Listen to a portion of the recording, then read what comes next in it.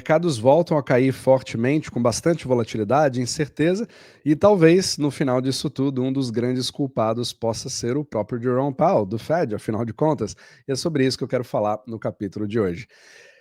Vamos lá, a SP500, ela está demonstrando aqui, nesse exato momento que eu estou gravando, né, na hora do almoço aqui da quinta-feira, dia 6 de novembro, você está vendo aqui uma possível reversão, e todo mundo se perguntando, né, o que está acontecendo, e o próprio Bitcoin, nesse exato momento, tinha ensaiado uma recuperação, depois que ele passou ali dos 100 mil novamente, e aí agora voltando a cair, talvez voltemos aos 99 mil quando você estiver assistindo esse vídeo, né, nunca se sabe, mas o que está acontecendo? Os mercados, a última coisa que eles gostam é de incerteza. E tem uma análise do próprio Darius Dale, do 42 Macro, que eu acho interessante compartilhar com vocês, se é isso que eu quero entrar hoje. Mas antes de mais nada, quero agradecer a todos os participantes da nossa Masterclass de ontem à noite, né, que foi falando sobre a terceira guerra mundial, sendo ela monetária, falando dos Estados Unidos,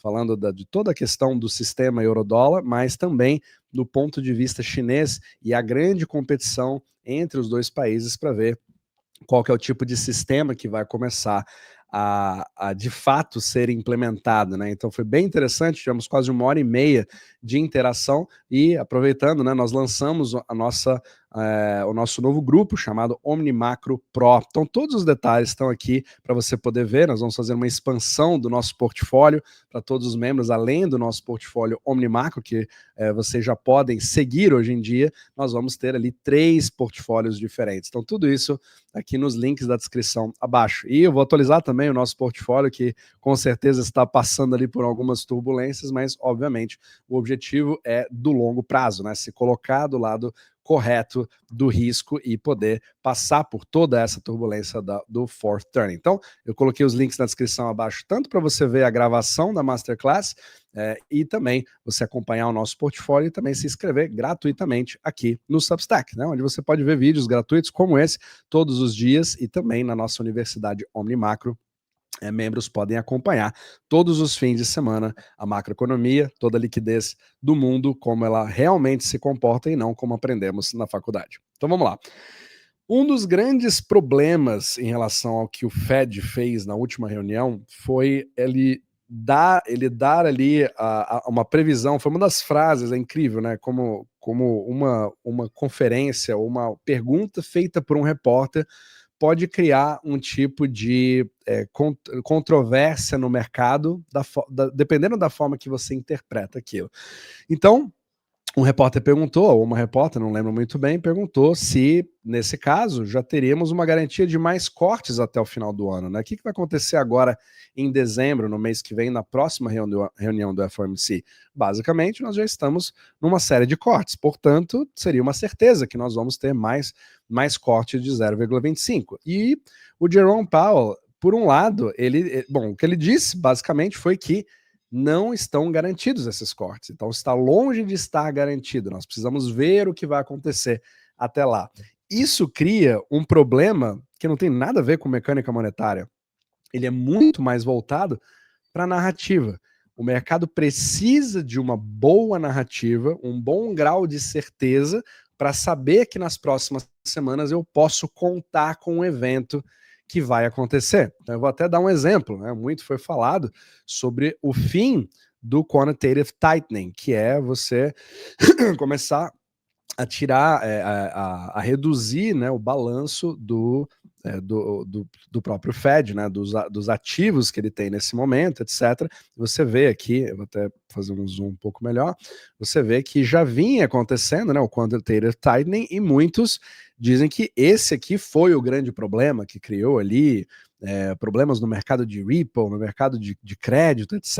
E quem acompanha esse podcast sabe que uma coisa não está relacionada com a outra. Nós estamos ali falando de bank reserves, eles não necessariamente entram no sistema financeiro da forma que a gente imagina, e aí começa a misturar aquela coisa de impressão de dinheiro, etc. E a gente vê que a coisa não é bem assim.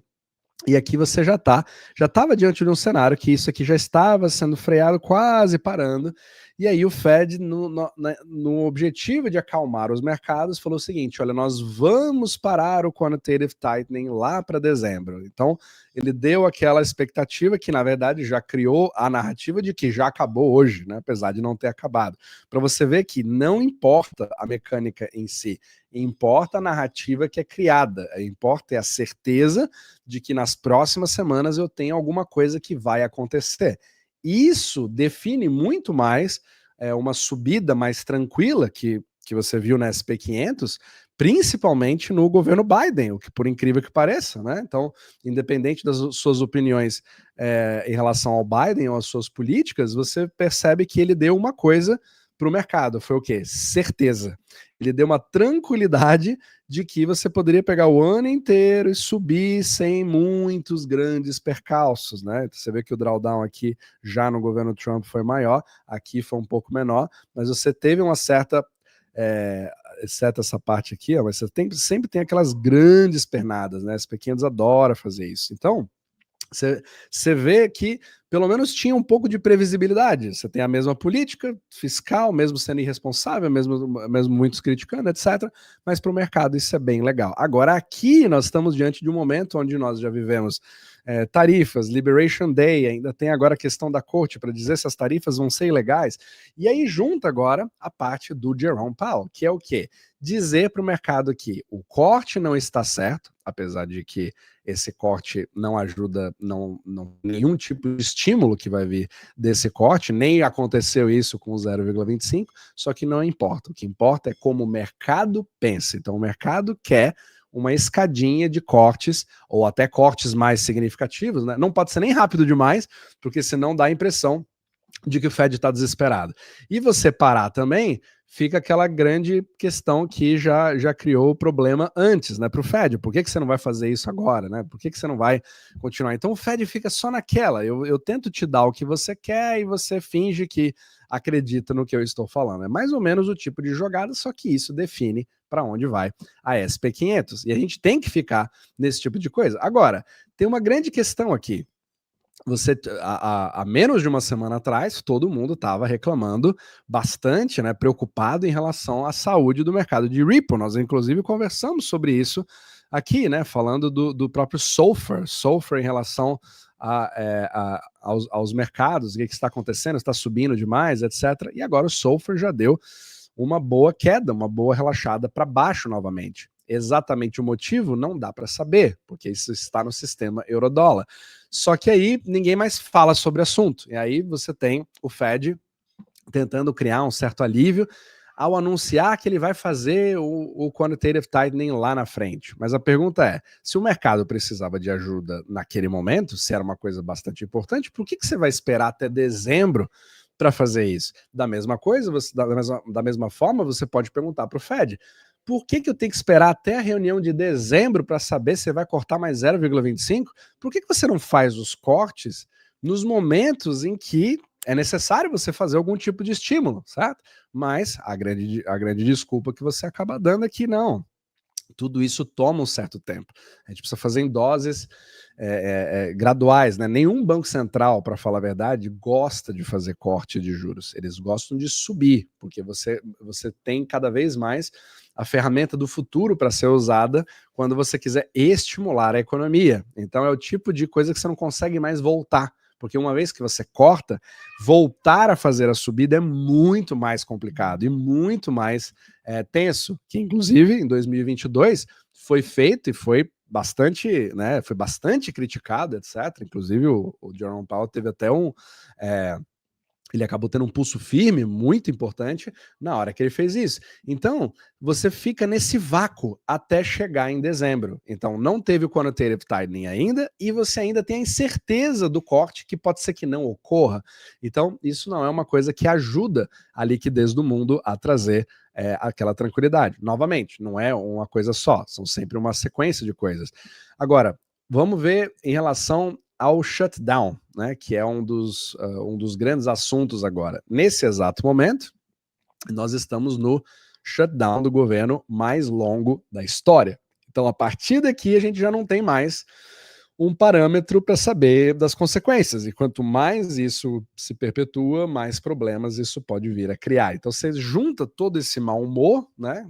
Inclusive não permitindo que o governo consiga fazer os gastos necessários, né? Você está vendo, acho que já foi anunciado que vai ter um corte ali de 10% em praticamente em toda a malha aérea americana, que não vai poder continuar, justamente porque os servidores que controlam toda a parte da infraestrutura aérea, eles não vai ter dinheiro para eles, né? Então esse corte está sendo feito e vai criar uma série de disrupções, etc., na malha aérea americana.